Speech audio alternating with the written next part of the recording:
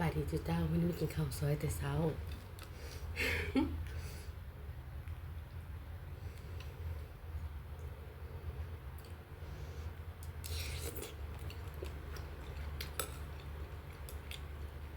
แล้วก็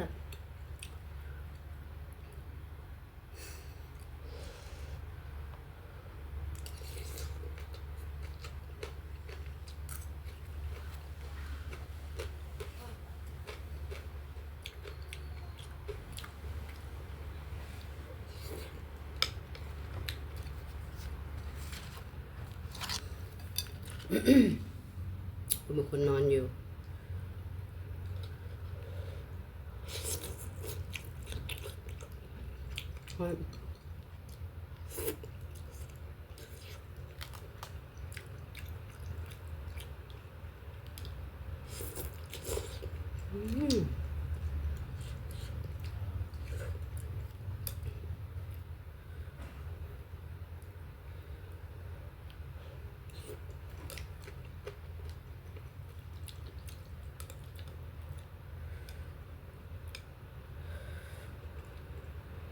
ข้าวซอยมีหลายท้องถิ่น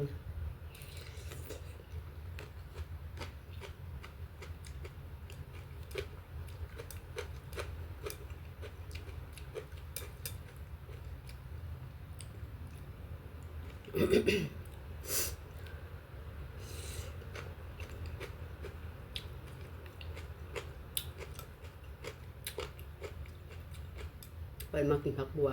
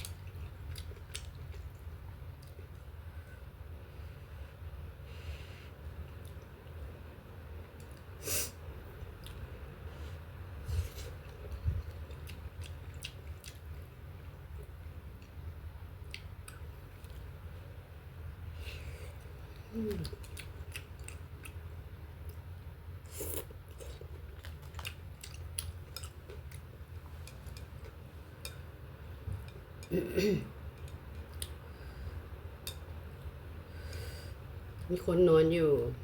หลาน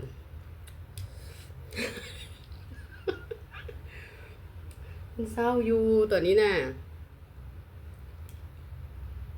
มื่อนี้เพิ่นบ่ได้ไปโรงเรียน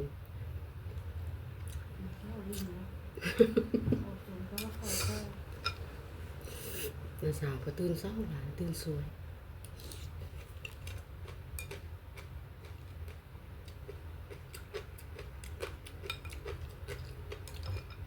ก็สิขอโทษขออภัยเพิ่นเนาะที่ตื่นเช้าเกินไปเพราะว่าคืออยากกินข้าวซอยว่าซั่นคันบ่กินแต่เช้ามันก็สิสวยไปเวียกบ่ทันก็ต้องได้มากินแต่เช้าๆจังซี่มื้อนี้เพิ่นนั่นบ่ได้ไปโรงเรียนเพิ่นก็เลยแบบนอนสวยตื่นสวยนี่สิ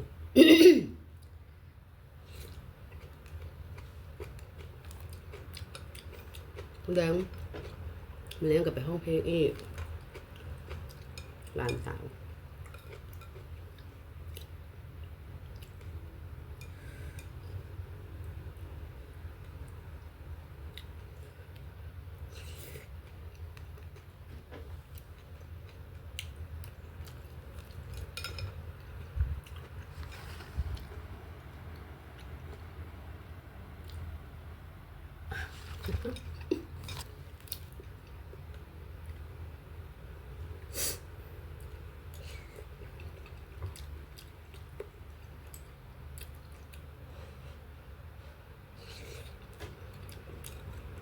เห็นไหม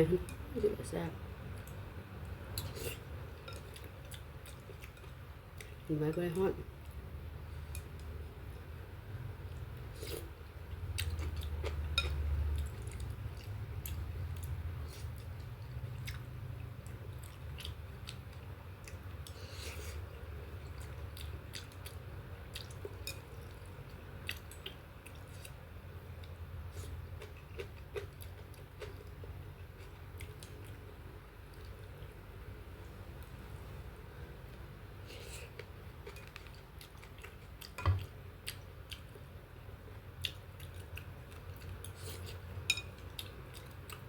มัน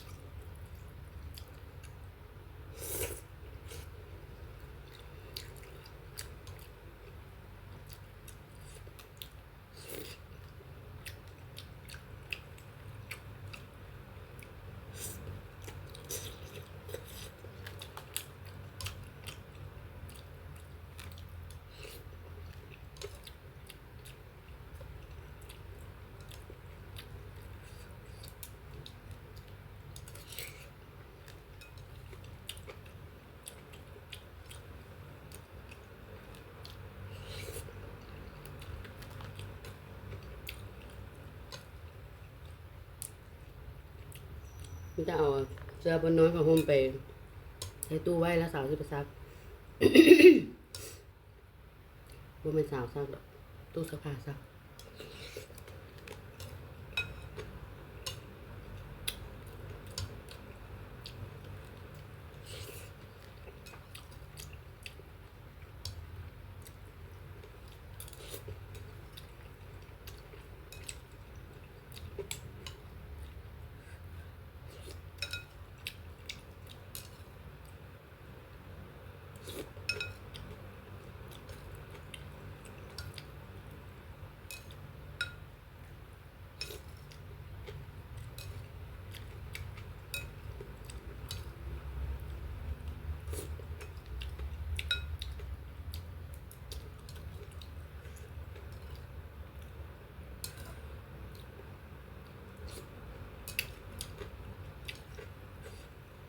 รถเสย